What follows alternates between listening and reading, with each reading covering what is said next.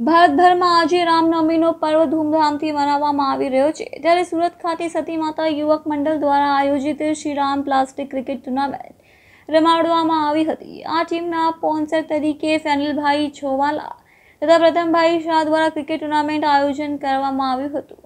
આ ટુર્નામેન્ટમાં entry fee તદ્દન ફ્રી રાખવામાં આવી હતી। આ ટીમમાં 32 ટીમે ભાગ લીધો હતો।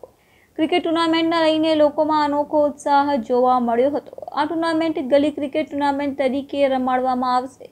આ ટુર્નામેન્ટની શરૂઆત શ્રી રામ ભગવાનની પૂજા કરીને રાષ્ટ્રગીત વગાડીને ઢોલ નગાડા વગાડીને કરવામાં આવી હતી। ગલીમાં આજુબાજુ રહેતા લોકો પણ સારો એવો સપોર્ટ કરે છે। સૌથી પહેલા તો સુરતમાં ઘણા બધા આયોજન જોયા છે, પણ આટલું ભવ્ય આયોજન કોઈ દિવસ નથી જોવામાં આવ્યું, જેમાં ઓપનિંગ પણ થાય છે એવી રીતે।